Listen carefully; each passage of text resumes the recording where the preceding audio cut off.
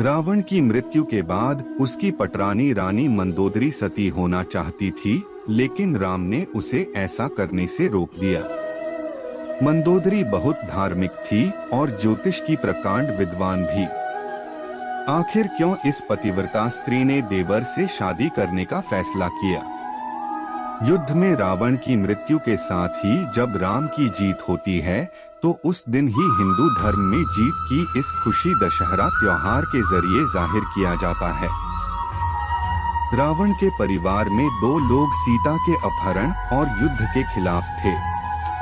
वो थे भाई विभीषण और पटरानी मंदोदरी। दोनों बिल्कुल युद्ध नहीं चाहते थे और लगातार रावण को सीता को सम्मान पूर्वक राम को लौटा देने के पक्ष में थे। लेकिन ऐसा नहीं हुआ। लड़ाई हुई, उसमें रावण मारा गया। इसके बाद राम ने लंका का राजपाट रावण के छोटे भाई विभीषण को सौंप दिया। लेकिन क्या आपको मालूम है कि रावण की पटरानी मंदोदरी का क्या हुआ? आखिर क्यों उसने विभीषण से शादी का फैसला किया?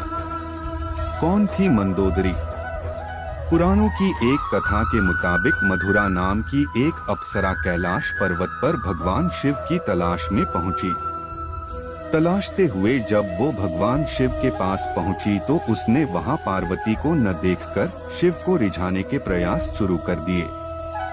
जब कुछ समय बाद वहां पार्वती पहुंची तो उन्होंने मधुरा के शरीर पर शिव की भस्म देखी और फिर वो क्रोधित हो गईं। पार्वती ने मधुरा को शाप दिया कि वो 12 साल तक मेंढक बनी रहेगी और पुणे में उसका वास होगा। मधुरा को अपनी गलती की कीमत चुकानी पड़ी और असह्य कष्ट का जीवन शुरू हो गया। जिस समय ये सारी घटनाएं घट रही थीं, उसी समय कैलाश पर असुर राजा मायासुर अपनी पत्नी के साथ तपस्या कर रहे थे। दोनों एक बेटी की कामना के लिए तपस्या कर रहे थे। 12 वर्षों तक दोनों तप करते रहे। इधर मधुरा के शाप का जब अंत हुआ तो वो पुणे में ही रोने लगी। सौभाग्य से असुरराज और उनकी पत्नी दोनों पुणे के नजदीक ही तपस्या में लीन थे। जब उन्होंने रोने की आवाज सुनी तो पुणे के पास गए। वहां उन्हें मधुरा दिखी, जिसने पूरी कहानी सुनाई। असुरराज ने तपस्या छोड़कर मधुरा को ही अपनी बेटी मान लिया। मधुरा का नाम बदलकर मंदोदरी कर दिया गया। असुरराज के महल में मंदोदरी को राजकुमारी का जीवन मिला। वो अपनी नई जिंदगी में बेहद खुश थीं। लेकिन इसी बीच उसकी जिंदगी में रावण की एंट्री हुई। मंदोदरी के पिता मायासुर से मिलने रावण पहुंचा। वहीं उसने मंदोदरी को देखा और मोहित हो गया। उसने मायासुर से मंदोदरी का हाथ मांगा। मायासुर ने ये प्रस्ताव ठुकरा दिया तो क्रोधित रावण मंदोदरी का अपहरण कर लाया।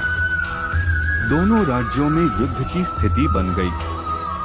लेकिन मंदोदरी जानती थी कि रावण उसके पिता से ज्यादा शक्तिशाली शासक है।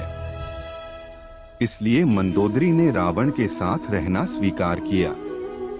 मंदोदरी का चरित्र रामायण में बेहद नैतिक दिखाया गया है। जब रावण ने सीता का अपहरण किया था तब मंदोदरी ने इसका विरोध किया। मंदोदरी बार बार रावण को ये समझाने का प्रयास करती रही कि दूसरे की पत्नी का अपहरण अपराध है, लेकिन रावण नहीं माना। आखिरकार राम के साथ युद्ध में रावण की बुरी पराजय हुई।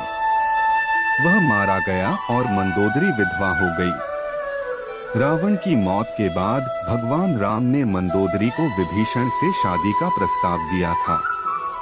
उन्होंने समझाया कि विभीषण के साथ मंदोदरी की जिंदगी बेहतर रहेगी। लेकिन मंदोदरी ने इस प्रस्ताव को अस्वीकार कर दिया। कहा जाता है कि इसके बाद एक बार भगवान राम सीता और हनुमान के साथ मंदोदरी को समझाने गए। तब ज्योतिष की प्रकांड विद्वान मंदोदरी को महसूस हुआ कि धार्मिक और तार्किक तौर पर नैतिक तौर पर सही देवर विभीषण से विवाह करना गलत नहीं होगा। ये महसूस होने पर उसने इस प्रस्ताव को स्वीकार किया। विभीषण से उसकी शादी हुई। हालांकि रावण की मृत्यु के बाद मंदोदरी के बारे में वाल्मीकि की रामायण ज्यादा कुछ नहीं कहती, लेकिन रामायण के दूसरे वर्जन में जरूर इस बारे में काफी कुछ कहा गया है। रावण के मरने के बाद जब मंदोदरी विधवा हो जाती है, तब भगवान राम विभीषण को सलाह देते हैं कि उसे अपनी भाभी से विवाह कर लेना चाहिए। ये परंपरा उन दिनों मान्य थी, लेकिन विभीषण के पहले से कई रानियां थीं और वह इसके लिए तैयार नहीं थे। ये भी कहा जाता है कि अगर विभीषण ये शादी कर लेते तो उन्हें भाई की जगह लंका पर शासन का नैतिक अधिकार भी हासिल हो जाता। हालांकि ये भी कहा जाता है कि ये विवाह शारीरिक तौर पर पति पत्नी के तौर पर एक दूसरे के साथ यौन संबंधों की बजाय विशुद्ध राजकाज से जुड़ा था, क्योंकि मंदोदरी भी चाहती थी कि उसके पति के निधन के बाद लंका में स्थायित्व और समृद्धि रहे। वह राम से शत्रुता की बजाय मित्रता चाहती थी। रावण की मृत्यु के लिए उसने राम को कभी जिम्मेदार भी नहीं ठहराया। एक वजह ये भी बताई जाती है कि रावण के निधन के बाद मंदोदरी भी उसकी चिता के साथ सती होने जा रही थी, लेकिन राम ने उसे रोक लिया। इसके बाद मंदोदरी के पास देवर से विवाह करने के अलावा कोई विकल्प नहीं बचा था।